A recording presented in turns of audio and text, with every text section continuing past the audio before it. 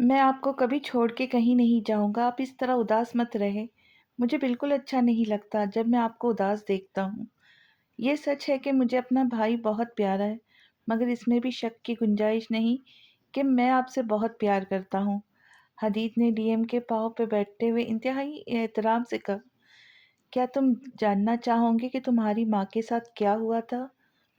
कुछ देर की खामोशी के बाद डीएम ने इंतहाई संजीदगी से पूछा, तो हदीद ने गर्दन ना में हिलाई।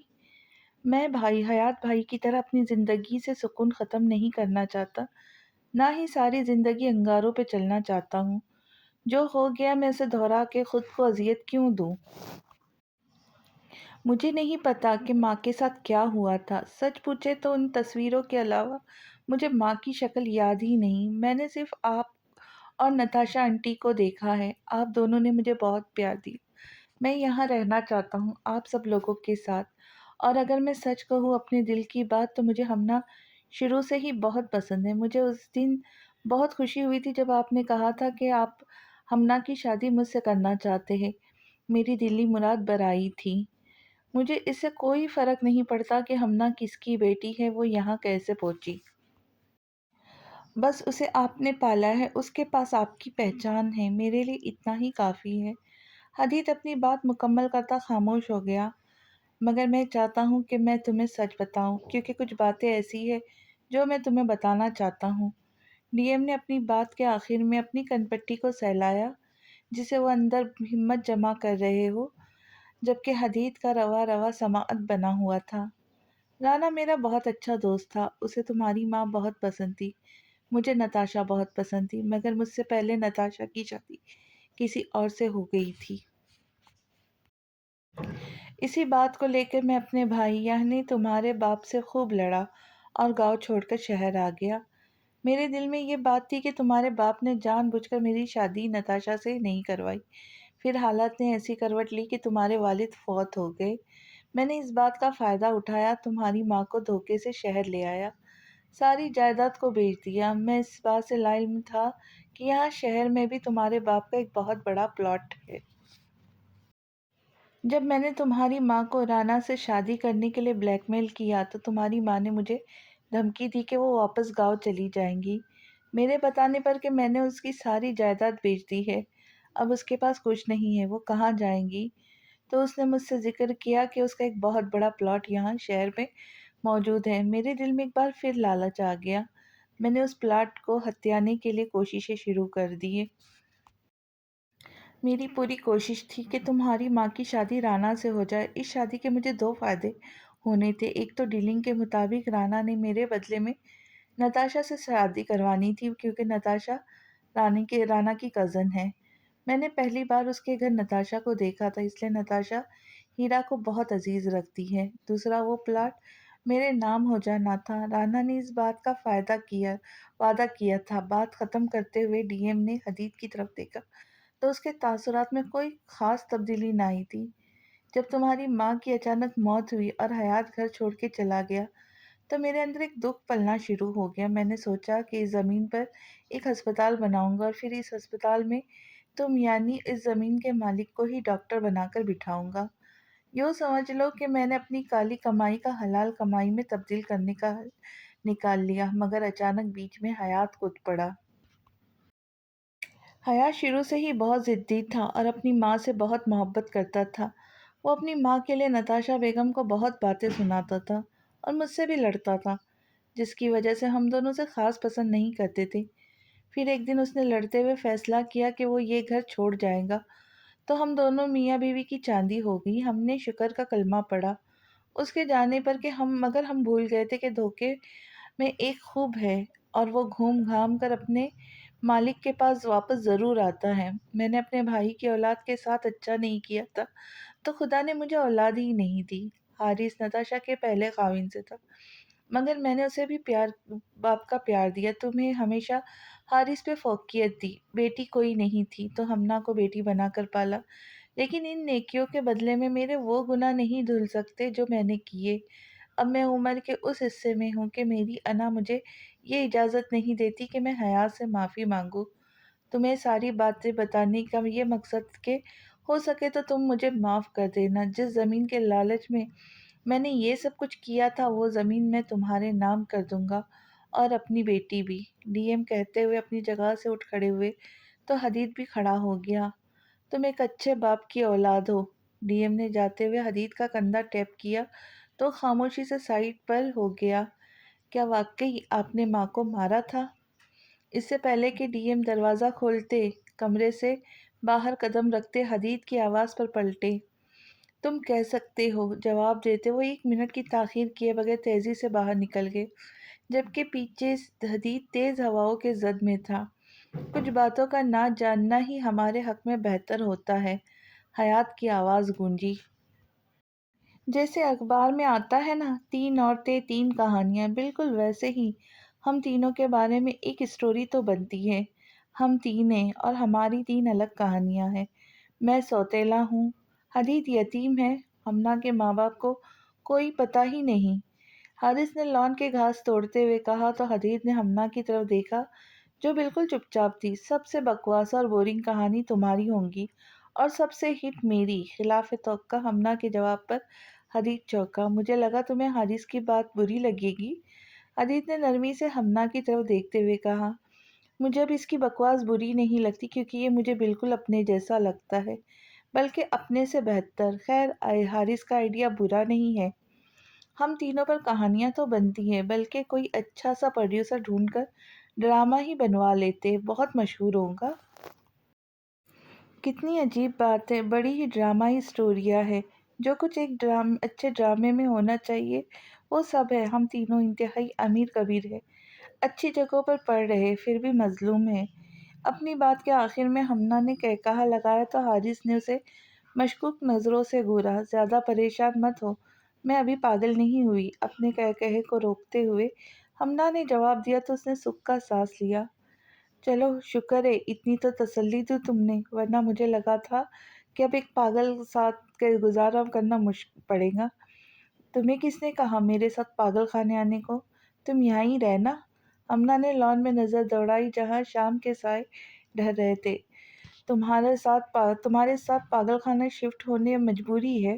اب ذرا سی بات پر ہم تمہاری طرف دوڑنے سے تو رہے، بہتر ہوگا کہ شفٹ ہی ہو جائے۔ ویسے بھی اگر تم اکیلی پاگل خانے گئی تو پاگلوں کا برا حال ہو جائے گا، اس لیے ہم دونوں کو ساتھ لیتی جانا، باقی سب محفوظ رہیں گے۔ حارث کے جواب پر حدید مسکرانے لگا۔ تم اپنے بھائی پاس نہیں جاؤں گے؟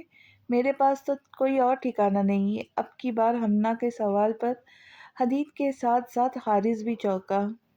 تمہارے ساتھ کیا مسئلہ ہے؟ ہاں، کیوں ہمیں جدا کرنے پہ تلی ہوئی ہو؟ حارث نے حدید کے کندھے پر اپنا بازو پھیلاتے ہوئے کہا،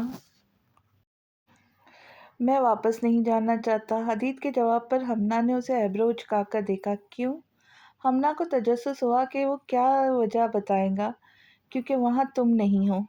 حدید کے جواب حارث کھانسنے لگا تو ہمنا نے بھی اپنی آنکھوں کا زاویہ تبدیل کیا۔ اگر تم لوگ چیپ قسم کے رومانس کرنا چاہتے ہو تو اتنا یاد رکھنا کہ میں کہیں نہیں جاؤں گا، بلکہ یہاں لیٹ کے مزے لوں گا۔ حارث کے جواب پر ہمنا مسکراتی ہوئی اٹھ کھڑی ہوئی۔ مگر میرا فی الحال ایسا کوئی موڈ نہیں ہے، لہٰذا تم لوگ تسلی سے یہاں لیٹو، میں جا رہی ہوں۔ ہمنا کپڑے جھاڑتی اندر کی طرف بڑھ گئی۔ بس تیرے سینے میں ٹھنڈ پڑ گئی، اب تو خوش ہے؟ کتنے دنوں بعد وہ فریش نظر آ رہی تھی۔ ہمنا کے جاتے ہی حدید نے حارث کو پنچ کیا۔ تو بڑی ہی کوئی کمینی چیز ہے، لڑکی کے پیچھے اپنے دوست کو مار رہا ہے۔ یاد رکھ، میں نے تجھے کل ہی معاف کیا ہے، تو نے میرے پاؤں پڑے تھے۔ حارث نے کل کا واقعہ یاد دلایا۔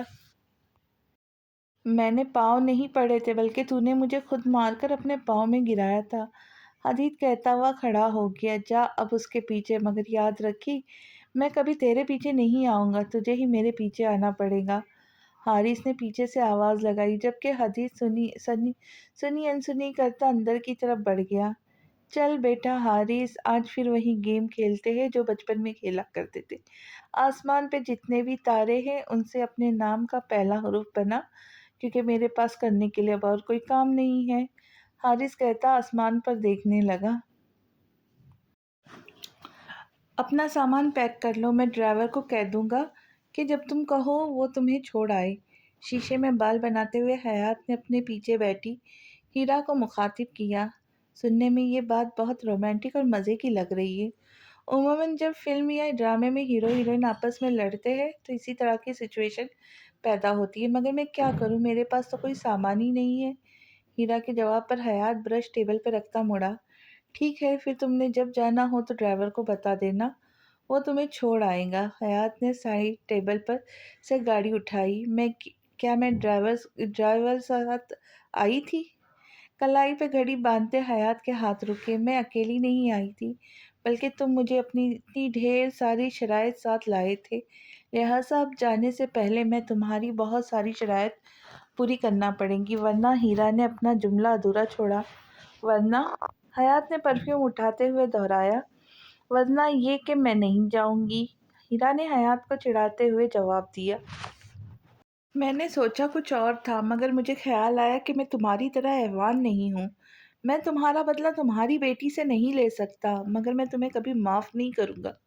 گاڑی چلاتے ہوئے حیات نے رانا صاحب کو میسج سینڈ کیا اور موبائل ڈیش بورڈ پر رکھتے ہوئے اسٹیئرنگ پر مکہ مارا۔ پتہ نہیں مجھے کیا ہوتا جا رہا ہے، اچھا خاصا میں انسان تھا، مجھے کوئی چیز اچھی یا بری نہیں لگتی تھی سوائے اپنی گاڑی اور پیسے کے، مگر آج کل میں بہت فضول باتیں سوچنے لگا ہوں۔ بالوں میں ہاتھ پھیرتے حیات نے خود کو تنبیہ کی، تبھی ڈیش بورڈ پر پڑا اس کا موبائل بجنے لگا۔ بھائی آپ کہاں ہیں؟ مجھے آپ سے ملنا ہے۔ فون اٹینڈ کرتے ہی حدید کی آواز سنائی دی۔ میں وہاں ہی ہوں جہاں ہوتا تھا، اور تم کبھی بھی آ سکتے ہو۔ تمہارے آنے پہ پہلے پابندی تھی نہ اب ہے، اس لیے زیادہ اخلاق دکھانے کی ضرورت نہیں۔ حیات نے روکھے سے انداز میں جواب دیا۔ آپ بہت بدل گئے، پہلے تو آپ میری ایک کال پر صدقے واری جاتے تھے اور اب؟ حدید کے لہجے میں گلا تھا۔ میں اب بھی تمہارے صدقے واری ہی جاتا ہوں، مگر تمہیں اب محسوس نہیں ہوتا۔ حیات کے جواب پر حدید کچھ لمحوں کے لیے خاموش ہو گیا۔ ویسے ایسی کون سی مجبوری تھی جو تم نے یوں فون کیا؟ حیات کو اچانک خیال آیا، بھائی میں نے شادی کرنی ہے۔ حیات اس بات کے لیے تیار نہیں تھا، اس لیے اس کا پاؤں بریک پر زور ڈال گیا، جس سے گاڑی جھٹکے سے رکی۔ کیا؟ حیات کے منہ سے بے ساختہ نکلا۔ ہاں میں نے شادی کرنی ہے، اب آپ بڑے ہیں تو آپ کو ہی بتاؤں گا نا۔ حدید کی آواز اب پہلے سے قدر آہستہ تھی۔ بڑی مہربانی جو تم نے مجھے بتایا۔ ویسے کیا ڈی ایم مان گیا ہے تجھ جیسے گدھے سے شادی کرنے کے لیے؟ دوبارہ گاڑی سٹارٹ کرتے ہوئے حیات نے طنز کیا۔ میں گدھا نہیں ہوں، ڈاکٹر ہوں، میری ہاؤس جاب شروع ہونے والی ہے، آپ مجھے ایسے نہیں بول سکتے۔ حدید کے جواب پر حیات مسکرایا۔ کیسے کیسے لوگ ڈاکٹر بن گئے۔ حیات اب نارمل بات کر رہا تھا۔ بھائی میں نے آپ سے ڈی ایم کے بارے میں بات کرنی ہے۔ حیات کا موڈ نارمل ہوتے ہی حدید نے ہمت کرتے ہوئے بات شروع کی۔ میں ڈی ایم کے بارے میں کوئی بات نہیں سننا چاہتا، اگر تم نے کوئی اپنی بات کرنی ہے تو 100 دفعہ آؤ، اور اگر تم ڈی ایم کے وکیل بن کر آنا چاہتے ہو تو میری طرف سے معذرت قبول کر لو۔ حیات کا لہجہ ایک دم سخت ہوا۔ صرف ایک بار میری بات سن لے، دوبارہ ضد نہیں کروں گا۔ حدید کے دوبارہ کہنے پر حیات خاموش ہو گیا۔ بھائی پلیز صرف ایک بار، حدید نے دوبارہ دہرایا۔ چلو دیکھتے ہیں، گھر آؤ بیٹھ کے بات کرتے ہیں، حیات نے کہتے ہوئے گاڑی گھر کے راستے پہ ڈال دی۔ پتہ نہیں گئی بھی ہے کہ نہیں۔ جیسے ہی یہ گاڑی گیٹ پہ پہنچی حیات کو ہیرا کا خیال آیا۔ گاڑی لاک کرتا مرے مرے قدم اٹھاتا اندر کی طرف بڑھا، جہاں مکمل خاموشی کا راج تھا۔ اس کا مطلب ہے چلی گئی، حیات نے اپنے دل میں سوچا، حالانکہ کہتی تھی کہ نہیں جاؤں گی۔ اکاس اس سے روم کا دروازہ کھولا جہاں ہر چیز ترتیب سے پڑی ہوئی تھی اور ہیرا کا کہیں نام و نشان نہ تھا۔ کچھ عجیب سا لگ رہا تھا، اس کے بے تکے سوالوں کی عادت ہو گئی تھی۔ حیات نے خالی صوفے پہ نظر ڈالتے ہوئے موبائل، گاڑی کی چابی، والیٹ سائڈ ٹیبل پر رکھا اور کوٹ اتارتا بیڈ پر ہی ٹانگیں لٹکائے نیم دراز ہو گیا۔ کچھ عجیب سی زندگی ہے میری، ایک ہی روٹین، صبح اٹھ کر تھانے جانا، سارے دن رنگ برنگی لوگوں سے ملنا، رات کو واپس گھر لوٹنا جہاں کوئی آپ کا منتظر نہیں۔ حیات خود کلامی کرتا اٹھ بیٹھا، ابھی وہ اپنے کف لنک نکال ہی رہا تھا کہ باتھ روم کا دروازہ کھلا और निखरी निखरी सी हीरा बाहर आई। तुम? हीरा को देखते ही हयात के माथे पे अनगिनत शिकने नुमाया हुई। हाँ, मैं क्यों? क्या हुआ? कोई काम था मुझसे? लापरवाह से लहजे में कहती वो सोफे पे आ बैठी।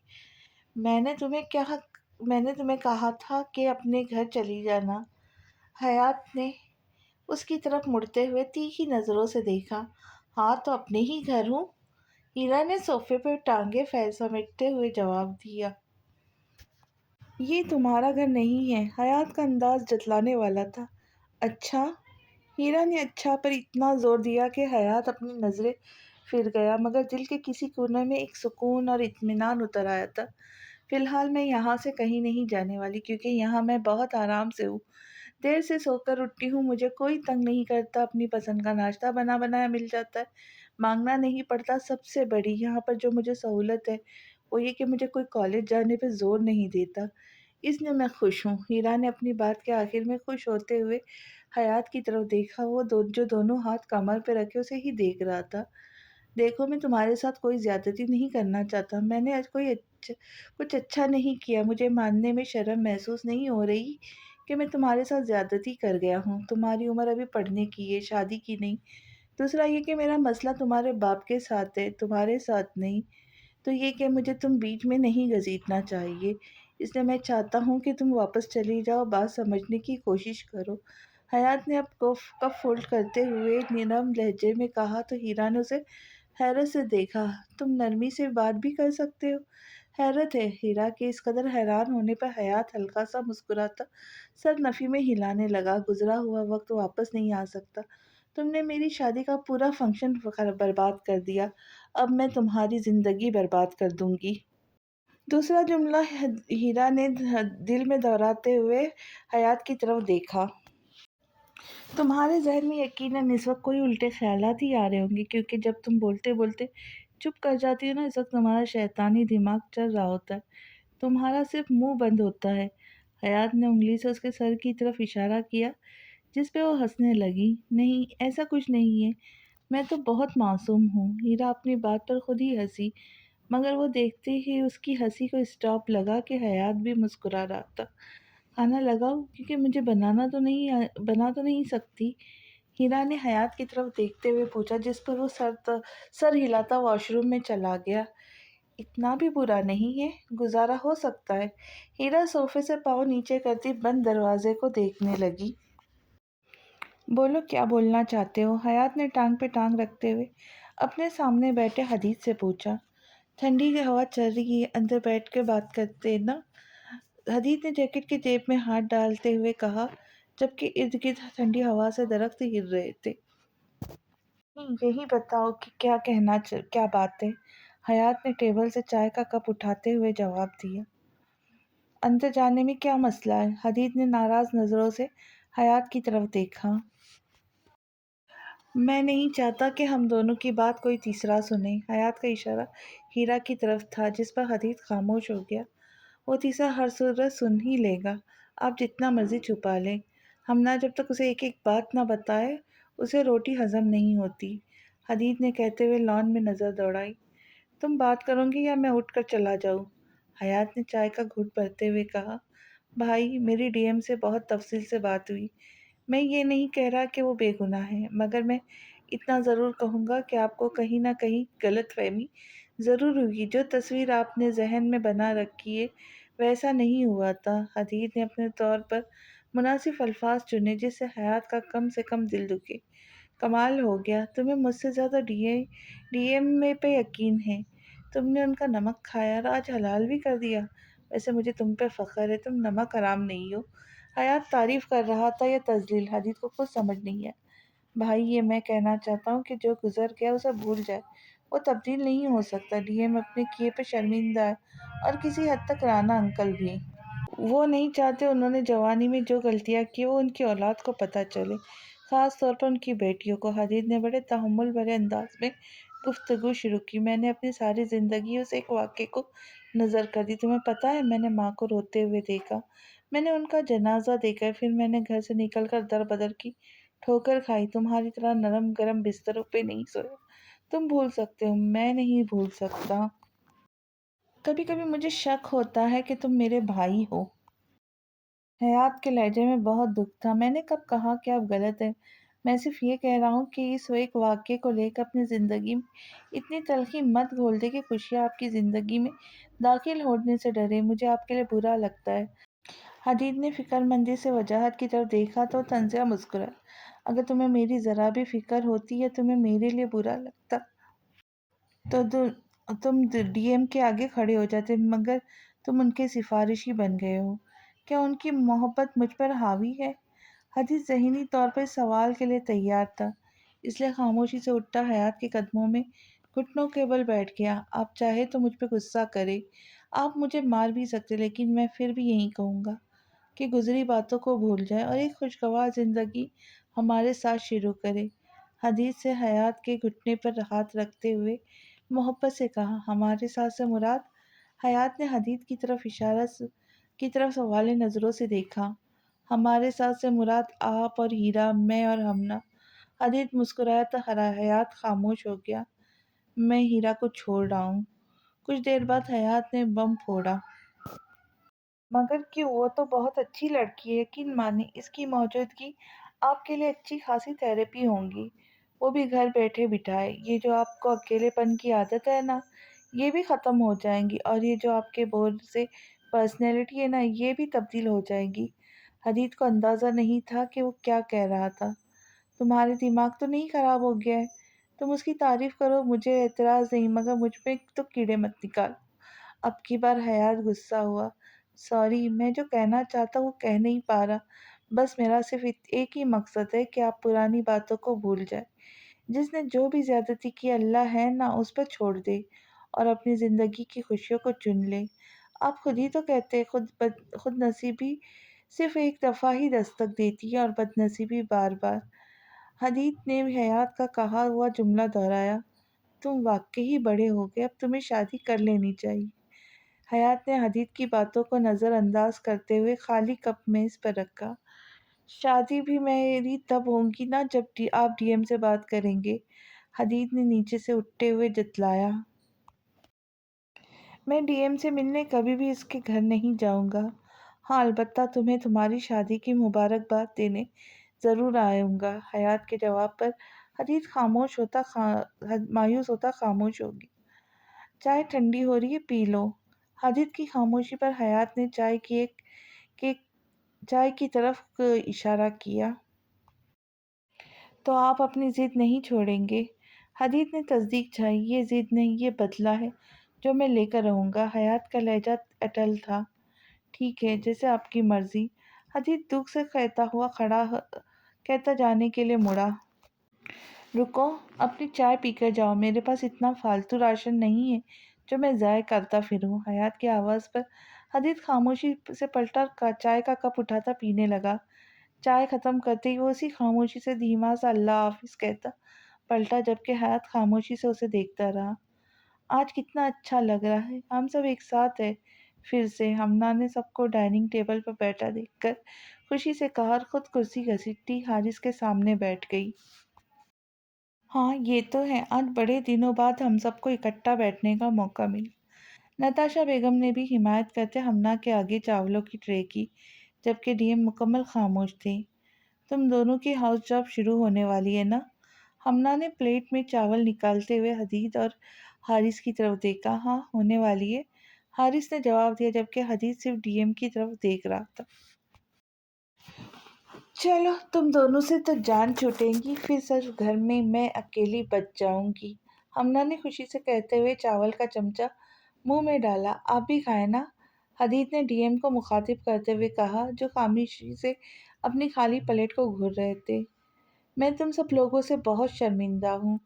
कुछ देर बाद डीएम ने कहा तो सब अपना खाना भूलकर उन्हें देखने लगे। ये बात और कितनी दफ़ा बोलेंगे? नताशा बेगम ने कदरे गुस्से से उनकी तरफ देखा। जब तक मुझे इस बात का यकीन नहीं हो जाए कि इन सब का दिल मेरी तरफ से साफ है। डीएम ने बारी बारी सबकी तरफ देखा। जब तक मुझे इस बात का यकीन नहीं हो जाएगा कि इन सब का दिल मेरी तरफ से साफ है। डीएम ने बारी बारी सबकी तरफ देखा। आपको क्या होता जा रहा है? ہمارا دل آپ کی طرف سے بالکل صاف ہے، گندا کیوں ہوگا؟ اتنا ڈھیر سارا آپ نے ہمیں پیار دیا ہے، ہماری ہر خواہش پوری کی ہے، تو آپ ہمارے بارے میں ایسا کیسے سوچتے ہیں؟ ہمنا نے لاڈ سے ڈی ایم کے بازو پر اپنا ہاتھ رکھتے ہوئے تسلی دی۔ حدید، تمہاری رائے بھی یہی ہے؟ ڈی ایم نے حدید کی طرف دیکھتے ہوئے پوچھا۔ ویسے افسوس کی بات ہے، میری اور حارث کی کوئی ویلیو ہی نہیں۔ ہم کہہ رہے لیکن آپ حدید سے پوچھ رہے۔ ہمنا نے گلہ کرتے ہوئے اپنا ہاتھ پیچھے کھینچا۔ میں آپ سے پہلے بھی کہہ چکا ہوں اور اب دوبارہ سب کے سامنے کہہ رہا ہوں، مجھے آپ سے اور نتاشا آنٹی سے بہت محبت ہے۔ گلے کا سوال ہی پیدا نہیں ہوتا۔ حدید کا لہجہ بہت مضبوط تھا، کہیں سے بھی جھوٹ کا شبہ نہیں ہوتا تھا۔ اور وہ تمہارا بھائی؟ چند لمحوں کی خاموشی کے بعد ڈیم نے پوچھا۔ میرا بھائی ہونے کے ساتھ ساتھ وہ آپ کا بھتیجا بھی ہے اور بہت ضدی ہے، لیکن امید کی جا سکتی ہے کہ جو مخلوق اس کے گھر میں ہوائی تشتری کے ذریعے پہنچی ہے وہ اس میں تبدیلی ضرور لائے گی، جب تک ہمیں انتظار کرنا پڑے گا۔ حدید کی بات کو سمجھتے ہوئے ہمنا نے چونک کر اس کی طرف دیکھا۔ تمہیں شرم نہیں آتی میرے دوست کے بارے میں ایسے کہتے ہوئے؟ ہمنا نے حدید کو آنکھیں دکھاتے ہوئے کہا۔ ایکسکیوز می، وہ آپ کی دوست کے ساتھ ساتھ میری بھابھی بھی ہے، حدید نے بدو جواب دیا۔ کبھی وہ ہیرا کی بھابھی تھی اور اب حدید کی، حارث نے کباب کا ٹکڑا منہ میں رکھتے ہوئے کہا، تو حدید نے ایک زوردار مکہ اس کی کمر میں رسید کیا۔ میرے منہ سے کیوں نکالا؟ پلیٹ سے اور لے لے، حارث نے منہ پہ ہاتھ رکھتے ہوئے کہا۔ اور تم لوگ کو برا نہ لگے تو میں اور رانا اس کے گھر چلے جائیں۔ ڈی ایم کی بات پر سب نے جھٹکے سے سر اٹھاتے ان کی طرف دیکھا۔ زیادہ حیران ہونے کی ضرورت نہیں، کبھی کبھی جھکنا بھی اچھا ہوتا ہے، ڈی ایم کہتے ہوئے اپنی کرسی سے اٹھ کھڑے ہوئے۔ میرا نہیں خیال کہ آپ کو وہاں جانا چاہیے۔ اس سے پہلے کہ ڈی ایم اپنی جگہ سے ہلتے حدید کی بات پر رکے۔ میں بھائی کا بہت احترام کرتا ہوں، مگر میری دلی خواہش ہے کہ آپ ان کے گھر میں نہ جائیں، وہ آئیں گے، بس تھوڑا انتظار کر لے۔ حدید کہتے ہوئے خاموشی سے اپنا کھانا کھانے لگا، جبکہ ڈی ایم گہری سوچ میں ڈوب گئے۔ آج صبح سے ہی بادلوں نے شہر کو اپنے لپیٹے میں لے رکھا تھا۔ سردی کی آمد تھی، ٹھنڈی ہوائیں بھی اپنے زوروں پر تھیں، یوں لگ رہا تھا جیسے آج بارش بہت برسے گی۔ ہیرا گلاس وال ساتھ لگی خاموشی سے نیچے لان میں بیٹھے حدید اور حیات کو باتیں کرتے دیکھ رہی تھی۔ یہ دونوں بھائی آپس میں ایسے باتیں کر رہے جیسے کوئی بزنس ڈیلنگ کر رہے، کہیں سے بھی نہیں لگتا کہ یہ دونوں ایک دوسرے کے بھائی ہیں۔ کتنا عجیب سا انداز دونوں کا۔ ہیرا اپنی بات پر خود ہی محظوظ ہوئی، بھلا اس طرح کون بات کرتا ہے، نہ ہنسی نہ مذاق نہ کوئی پیار بھری بات۔ حدید تو یوں بیٹھا ہے جیسے کوئی جرم کیا ہوا ہے، اور حیات صاحب نے تو ہنسنا سیکھا ہی نہیں، یہاں تو مسکراہٹ بھی چہرے پہ آ جائے تو غنیمت ہے۔ میں نے تو اتنے دنوں میں اس بندے کو خوش نہیں دیکھا، حالانکہ میری جیسی بیوی کسی نعمت سے کم نہیں۔ ہیرا سوچتی ہوئی بیڈ کی طرف مڑی۔ کیا مجھے نیچے جانا چاہیے؟ خود سے سوال کرتی ڈریسنگ ٹیبل کے سامنے آ کھڑی ہوئی۔ حدید کی تو خیر ہے، لیکن اگر اس نے میرے ساتھ بدتمیزی کی تو مجھے خاصا برا لگے گا۔ ہیرا نے بالوں میں ہاتھ پھیرتے ہوئے اپنا عکس شیشے میں دیکھا۔ اگر تم نے اپنی بکواس کر لی ہے تو تم یہاں سے جا سکتے ہو، حیات نے انتہائی سنجیدہ لہجے میں کہا، تو حدید اسے دیکھتا رہ گیا۔ کہ آپ کیسے اجنبیوں کی طرح مجھ سے بات کر رہے ہو؟ حدید کے لہجے میں دکھ تھا۔ جب تم غیروں کے ساتھ مل جاؤ گے تو مجھے ایسا ہی پاؤں گی۔ حیات مطمئن سا تھا، اب خودغرض نہ چاہتے ہوئے گلا زبان سے پھسلا۔ میں خودغرض نہیں، حقیقت تو یہ ہے کہ تم خودغرض ہو۔ ذرا اپنے گریبان میں جھانک کر دیکھو، تمہیں ہمارا سوری میرا درد یاد ہی نہیں ہے، تو تم میرے لیے اجنبی ہی ہو۔ تمہیں کوئی احساس نہیں کہ ماں کے ساتھ کیا ہوا تھا، کس نے کیا تھا۔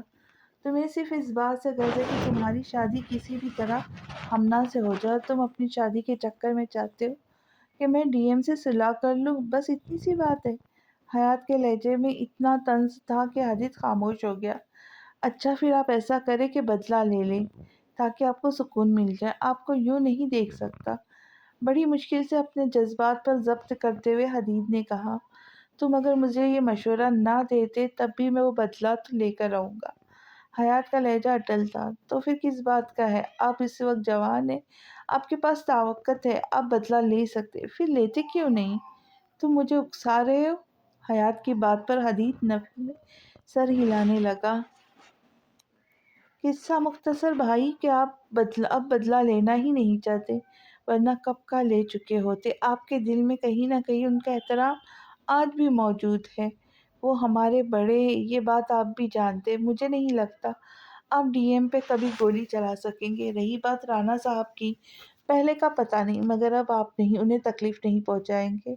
یہ بات میں آپ کو لکھ کر دیتا ہوں، کیونکہ اگر آپ نے انہیں تکلیف پہنچائی نہیں ہوتی تو آپ ان کی بیٹی کے ساتھ برا سلوک کرتے، یا کم از کم اسے اب تک واپس بھیج چکے ہوتے، مگر یہاں ایسے آثار نظر نہیں آ رہے۔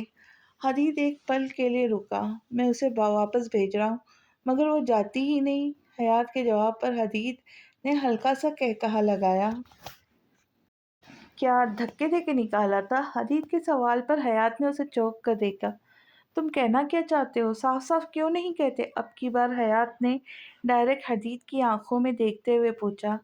میں آپ کو یہ کہنا چاہتا ہوں کہ آپ کو اپنی بیگم صاحبہ اچھی لگنے لگی ہے، اور لگنی بھی چاہیے۔ ہر انسان کو اپنی بیگم اچھی لگتی ہے۔ اب صورت یہ حال ہے کہ وہ اچھی لگتی ہے، اس وجہ سے آپ اس کے باپ کو تکلیف نہیں پہنچائیں گے، کیونکہ اگر اسے تکلیف پہنچے گی تو آپ کی بیگم اداس ہو جائیں گی، اگر وہ اداس ہو جائیں گی تو آپ کا دل بھی نہیں لگے گا۔ حدید کے جواب پر حیات کے اعصاب تن گئے۔ تمہیں لگتا ہے میں ایک لڑکی کے ہاتھوں کٹ پتلی بن جاؤں گا؟ حیات نے اپنی جگہ سے کھڑے ہوتے ہوئے پوچھا۔ میں نے تو ایسا کچھ نہیں کہا۔ حدید نے لاپرواہی سے کندھے اچکائے۔ میرے خیال سے تمہیں اب یہیں سے چلے جانا چاہیے، کیونکہ میرا پیرا تیزی سے اوپر کی طرف جا رہا ہے۔ حیات کی بات پر حدید سر ہلاتا کھڑا ہو گیا۔ شاید رانا صاحب یہ ڈی ایم آپ سے ملنے آئے، کم از کم مہمانداری کا ضرور خیال رکھیے گا، حدید کہتے ہوئے مڑا۔ ہم پولیس والوں سے زیادہ کوئی مہمان نوازی نہیں کر سکتا۔ ہم مشہور ہیں پورے علاقے میں اپنے مہمان نوازی کی وجہ سے۔ حیات کی بات کا مطلب حدید بخوبی سمجھ گیا تھا، مگر بغیر مڑے وہ اپنی گاڑی میں آ بیٹھا جب تک گاڑی گیٹ سے نکل نہیں گئی۔ حیات اپنی جگہ پر کھڑا اسے دیکھتے رہا۔ پتہ نہیں لوگوں کو کیا تکلیف ہوتی ہے دوسروں کی زندگی میں انٹرفیئر کرنے کی۔ جب میں کسی کو کچھ نہیں کہتا تو کوئی میرے اوپر تبصرہ کیوں کرتا ہے؟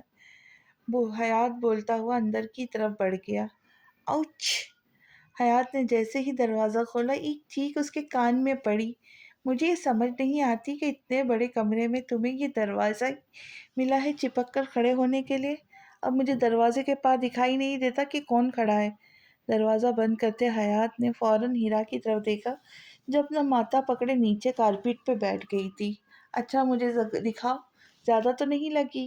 حیات نے گھٹنوں کے بل اس کے قریب بیٹھتے ہوئے کہا۔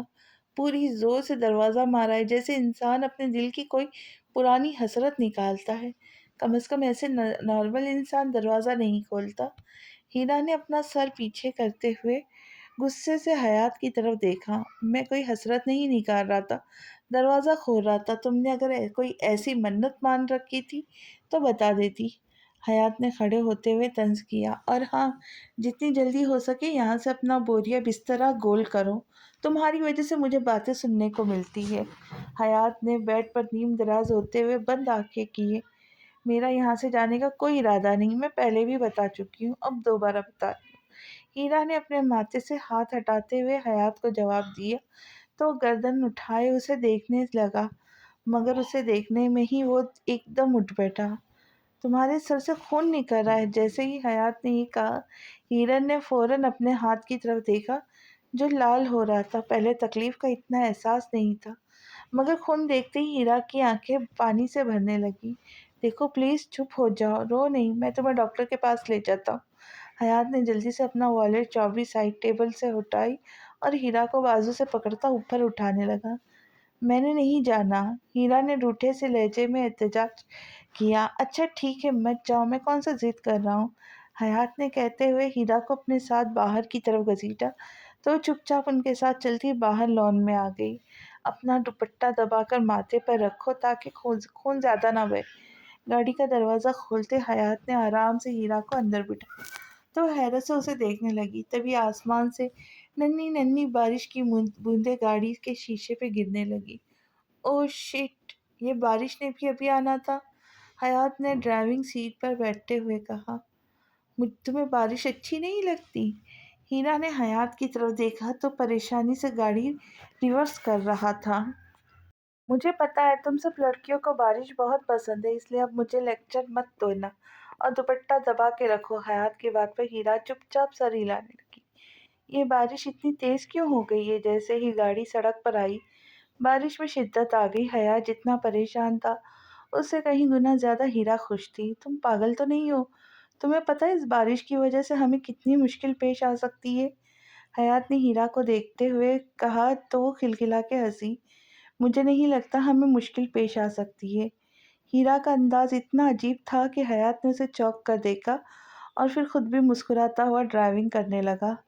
ہمیں مشکل کیوں نہیں پیش آ سکتی؟ کچھ دیر بعد حیات نے سوال کیا۔ اب تم اتنے بڑے پولیس آفیسر ہو پھر بھی ہمیں مشکل پیش آئے تو بڑی شرم کی بات ہے۔ ہیرا کے لہجے میں شرارت واضح تھی، جس پر حیات سر ہلاتا ونڈو اسکرین صاف کرنے لگا۔ کبھی کبھی زندگی میں کوئی بہت معمولی حادثہ آپ کو ایک دوسرے کے قریب لے آتا ہے، شاید ایسا ہی ان دونوں کے ساتھ ہونے والا تھا۔ تمہاری باتوں سے میں اس نتیجے پہ پہنچی ہوں کہ تمام مذاکرات بالکل کامیاب نہیں ہوئے۔ حدید کی خاموشی پر ہمنا نے تبصرہ کیا تو حارث بھی سر ہلانے لگا۔ اب میں کیا کہہ سکتا ہوں؟ میں نے بہت کوشش کی کہ بھائی راضی ہو جائے اور ماضی کی تلخیوں کو بھول جائے، مگر وہ نہیں مانتے۔ حدید بہت سنجیدہ تھا۔ ویسے ماضی میں اتنا بھی ظلم نہیں ہوا جتنا تم لوگ رونا رو رہے ہو، ہمنا نے سامنے لگے ٹی وی کو دیکھتے ہوئے کہا تو دونوں نے اسے مشکوک نظروں سے گھورا۔ خیر ظلم تو ہوا ہے، اب کوئی مانے یا نہ مانے۔ اس سے پہلے کہ حدید کچھ کہتا حارث نے فوراً جواب دیا۔ ظلم صرف میرے ساتھ ہوا ہے، یعنی حد ہوگی۔ پتہ نہیں مجھے کہاں سے اٹھا کر لائے تھے، کس نے مجھے اتنا بے دردی سے پھینکا تھا، مگر دیکھو میں ایک دن بھی اس بات پہ نہیں روئی۔ ہمنا کے جواب پر حارث خاموش ہو گیا۔ پتہ نہیں کیوں پر میرے دل گواہی دے رہا ہے کہ ڈی ایم ضرور بھائی کے پاس جائیں گے۔ حدید نے خلا میں نظریں دوڑاتے ہوئے پرسوچ انداز میں کہا۔ جس طرح تم سوچ رہے تھے مجھے لگا تم کہو گے انہوں نے نہیں بچنا، انہیں لاہور لے جائے۔ ڈاکٹر کے منہ سے عموماً ایسے ہی جملے سنائی دیتا ہے۔ حارث نے ہنستے ہوئے کہا، ناممکن، ایسا ہو ہی نہیں سکتا۔ میں نہیں مانتی، اگر تم اپنا ہر وقت کا بغیر ٹکٹ والا تھیٹر کبھی بند بھی کر دیا کرو۔ ہمنا نے صاف انکار کرتے باؤل میں پڑے پاپ کارن منہ میں ڈالے۔ ایسا ہوگا اور بہت جلد ہوگا۔ حدید نے سر ہلاتے ہوئے تصدیق کی۔ چلو فرض کرو اگر ایسا ہو بھی جائے تو کون سی قیامت آ جائے گی؟ زیادہ سے زیادہ دونوں ایک دوسرے کو دیکھیں گے، ایک دوسرے پہ طنز کے تیر چلائیں گے، جیسے دونوں ایک دوسرے کے ایکس بوائے فرینڈ رہ چکے۔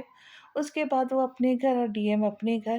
حارث کے جواب پر ہمنا نے اسے دیکھتے ہوئے سر نفی میں ہلایا۔ مجھے لگتا تھا حارث کہ تم بڑے ہو گئے ہو اور تھوڑی بہت عقل بھی آ گئی ہوگی، مگر یہاں تو عقل جاتی نظر آ رہی ہے۔ ہمنا نے ریموٹ سے ٹی وی کی آواز اونچی کی۔ مجھے یہ ڈر نہیں کہ ڈی ایم وہاں جائیں گے، مجھے اس بات کا خدشہ ہے کہ بھائی ان سے بہت بدتمیزی کریں گے، اور اگر وہ ڈی ایم سے بدتمیزی کرتے ہیں تو ڈی ایم کا مان ٹوٹ جائے گا۔ میں نے دیکھا ہے ان کے لہجے اور آنکھوں میں ایک مان ہے کہ بھائی انہیں براہ راست کچھ نہیں کہیں گے۔ اگر وہ رانا صاحب کو کچھ کہتے ہیں تو ہیرا کا دل ٹوٹ جائے گا، جبکہ میں ایسا ہرگز نہیں چاہتا۔ حدید بہت فکر مند دکھائی دے رہا تھا۔ تم کیوں ان لوگوں کی فکر کر رہے ہو جنہیں تمہاری فکر نہیں؟ میرے کہنے کا مطلب یہ ہے کہ انہیں ان کے حال پہ چھوڑ دو، دیکھتے جاؤ کہ کیا ہوتا ہے۔ میرا تو دل کرتا ہے جب ڈی ایم اور رانا انکل ایس پی سے ملنے جائے تو ہم بھی ان کے ساتھ جائیں۔ دیکھو تو صحیح کہ دو پرانے دشمن جب آپس میں ملتے ہیں تو حقیقی زندگی میں کیا کرتے ہیں۔ موویز میں تو پیچھے سے بڑا ہی زبردست بیک گراؤنڈ میوزک لگا ہوتا ہے جو سچویشن کو مزید نکھار دیتا ہے۔ ہمنا نے پرجوش انداز میں کہا تو حارث نے حدید کی طرف دیکھا۔ ہمنا تمہیں کیا ہوتا جا رہا ہے؟ تم تو بہت سنجیدہ لڑکی تھی۔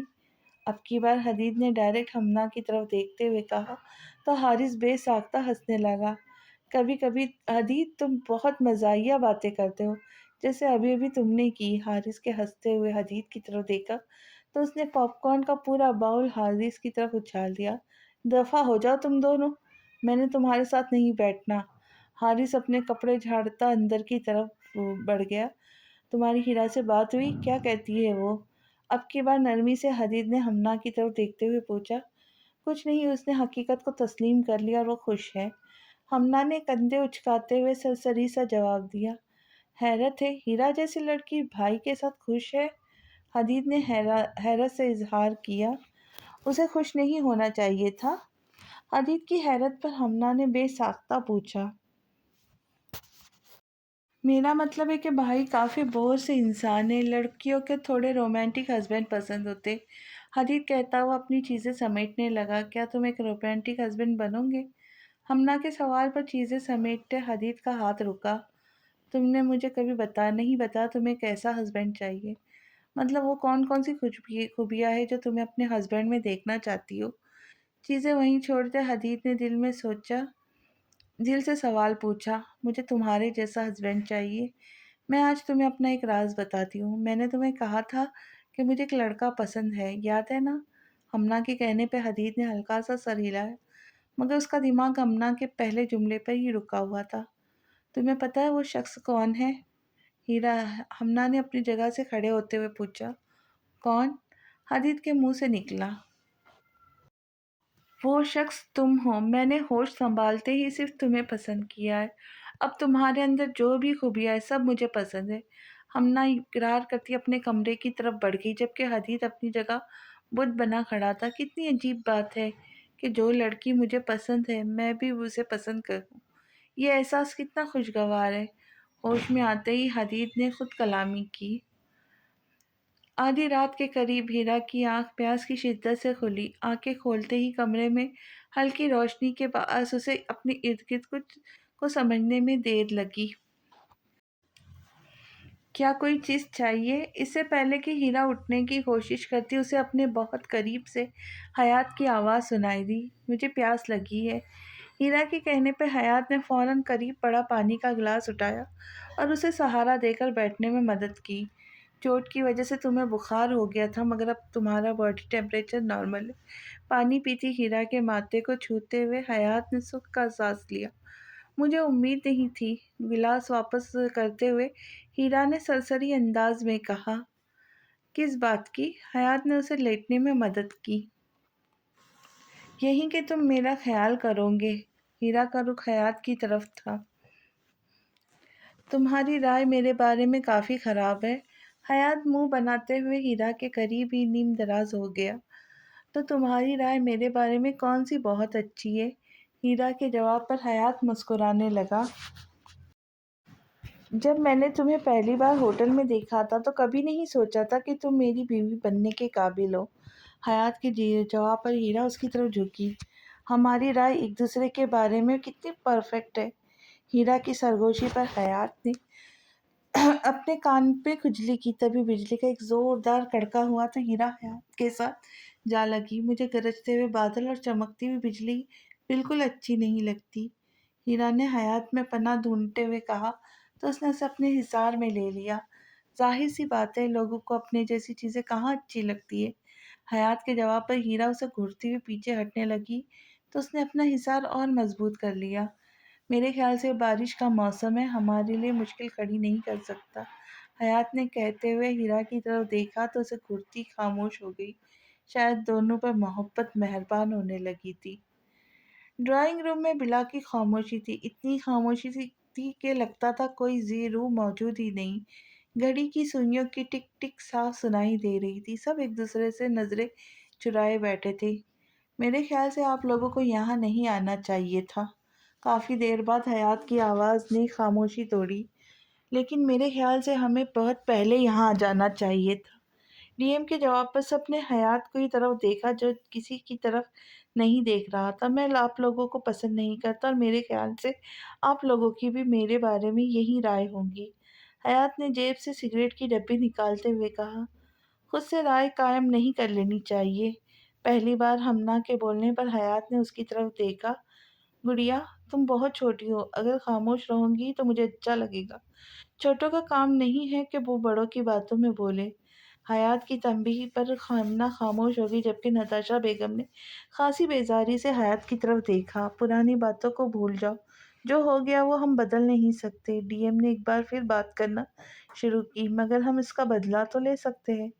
पहली दफ़ा हयात ने डीएम की तरफ देखा। ठीक है, तुम बदला ले लो। ऐसा करो, अपनी पिस्टल की सारी गोलियां मेरे सीने में उतार दो। मैं पढ़ने से पहले स्टेटमेंट दे दूंगा कि मैंने खुदकुशी की है। डीएम की बात पर एक बार फिर खामोशी छा गई। हमेशा की तरह आप खुद बच जाएंगे और मुझे फंसा देंगे? मैं ऐसा नहीं होने करूंगा। हयात के जवाब पर हमना ने करीब बैठी हीरा की तरफ देखा। ये इतनी मुश्किल बातें कैसे कर लेते हैं? हमना ने हीरा के कान में सरगोशी की। बिल्कुल ऐसे ही जैसे वो मुश्किल काम करते हैं। हीरा के जवाब पर हमना ने उसे आबरू उचकाते हुए देखा, जैसे पूछ रही हो, मसलन मसलन तेरी दोस्त से शादी करना, क्या ये मुश्किल काम नहीं? हीरा के जवाब पे दोनों दबा दबा से मुस्कुराने लगी। तुम मेरी बेटी को तलाक दे दो, शायद इस तरह तुम्हारा बदला पूरा हो जाए। राणा साहब के यूं बोलने पर जहां हीरा की हंसी को ब्रेक लगी, वहीं हयात के तासुरात भी एकदम तब्दील हो गए। ये मेरे बदले का हिस्सा नहीं, मैं इतना कमज़ोर बदला नहीं लेता। पहली बार हयात ने नज़रें चुराते हुए जवाब दिया। तो मान या ना मान, मगर मुझे लगता है तेरा भाई अपनी हीरा पर आशिक हो गया है। हारिस ने हदीद के कान में नज़रें बचाते हुए सरगोशी की। ये अपनी हीरा क्या होता है, क्यों एसपी के पिस्टल से गोलियां खाएगा? सिर्फ हीरा होता है। हदीद ने हारिस का जुमला दुरुस्त किया तो उसे तशक्कुर भरी नज़रों से देखने लगा। मेरे भाई, वैसे तो आपने मेरी कभी कोई बात नहीं मानी, मगर फिर भी मैं एक बार फिर इल्तिजा करता हूँ कि इस लड़ाई झगड़े को ख़त्म कर दे। डीएम हमारे बड़े हैं, माना कि उनसे गलती हुई है, मगर वो शर्मिंदा भी तो है। हदीद ने सबको खामोश होता देखकर बात आगे बढ़ाई। ठीक है, मैं एक सूरत में सब भूल सकता हूँ कि ये मुझसे माफ़ी मांगे। पता नहीं अचानक हयात के दिल में क्या आई कि उसने सोफे से टेक लगाते हुए फरमाइश की। क्या? राणा साहब समेत सबके मुंह से एक साथ निकला। क्यों? आप लोगों को उर्दू समझ नहीं आती? मैंने कहा ठीक है, अगर आप अपनी गलती पे शर्मिंदा है तो आप लोग मुझसे माफ़ी मांगे, मगर माफ़ी दिल से मांगनी है, और वो भी ऐसे अंदाज में कि सीधा मेरे दिल पे असर करे। हयात ने टांग पे टांग रखते हुए नताशा बेगम की तरफ देखा। ये माफ़ी नहीं मांगेंगे। नताशा बेगम ने गुस्से से हयात की तरफ देखते हुए कहा, तो वो तंज़त मुस्कुराने लगा। एक तरफ आप लोग कहते हैं कि बदला ना लूं, दूसरी तरफ आप लोग कहते हैं कि अपने किए पे शर्मिंदा है, तीसरे फिर माफ़ी मांगने में क्या मसला है? अपनी बात के आखिर में इंतहाई संजीदगी से हयात ने सबकी तरफ देखा तो सभी एक दूसरे का मुंह देखने लगे। पापा बड़े हैं, वो आपसे माफ़ी नहीं मांगेंगे। आपको शर्म आनी चाहिए ऐसा कहते हुए। सबसे पहले हीरा ने मुखालिफ की तो हयात ने उसे टेढ़ी नज़रों से देखा। मेरे ख्याल से डीएम को भी माफ़ी नहीं मांगनी चाहिए। हीरा के बाद हदीद दूसरा था जो मुखालिफत में खड़ा हुआ। अब सूरत हाल ये थी कि नताशा बेगम, हीरा और हदीद इस चीज़ के हक में नहीं थे कि बुज़ुर्ग हयात से माफ़ी मांगे, जबकि हयात को ये सारी सूरत हाल बहुत मज़ा दे रही थी। ठीक है, मैं माफ़ी मांगने के लिए तैयार हूँ। जब बात ख़त्म ही करनी है तो फिर माफ़ी मांगने से क्या फ़र्क पड़ता है? सबसे पहले डीएम ने अपनी जगह खड़े होते हुए कहा, तो राणा साहब ने भी उनका साथ दिया, मगर किसी को मालूम नहीं था कि आगे क्या होने वाला है। अभी तो हयात को अपनी जीत नज़र आ रही थी। ठीक है, फिर मांगे माफ़ी।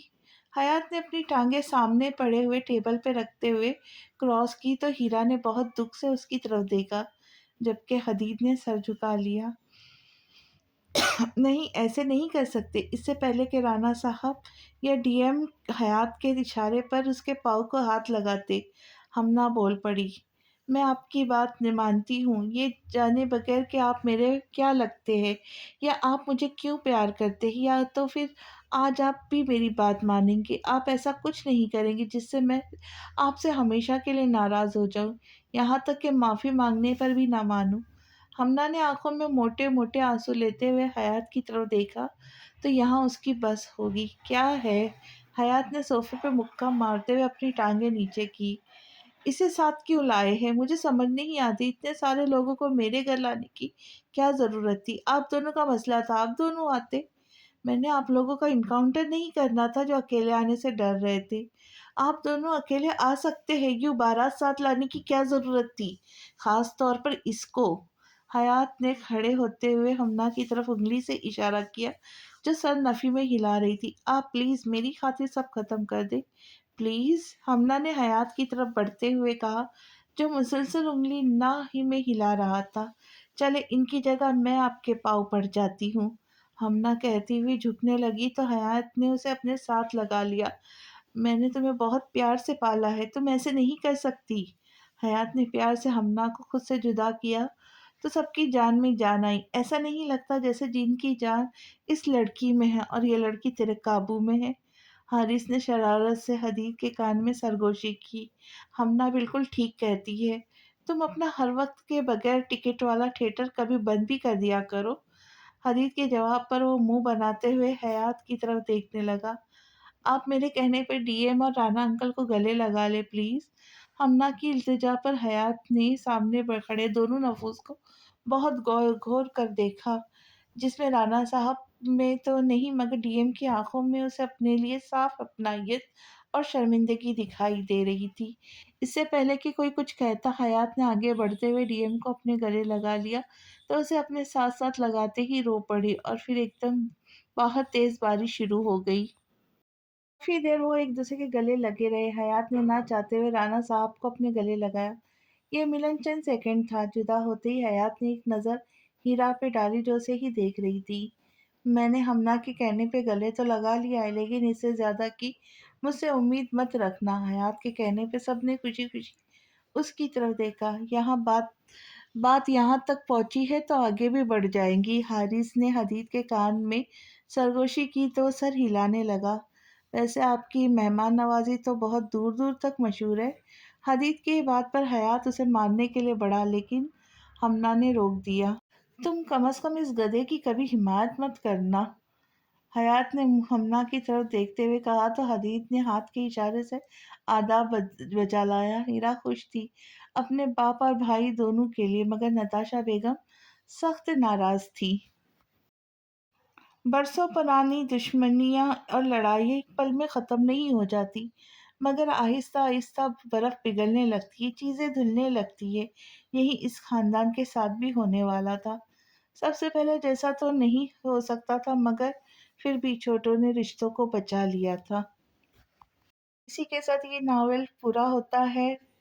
اب نئے ناول کے ساتھ جلد ہی ملوں گی، تب تک خوش رہے، خوشیاں بانٹے اور دعاؤں میں یاد رکھے۔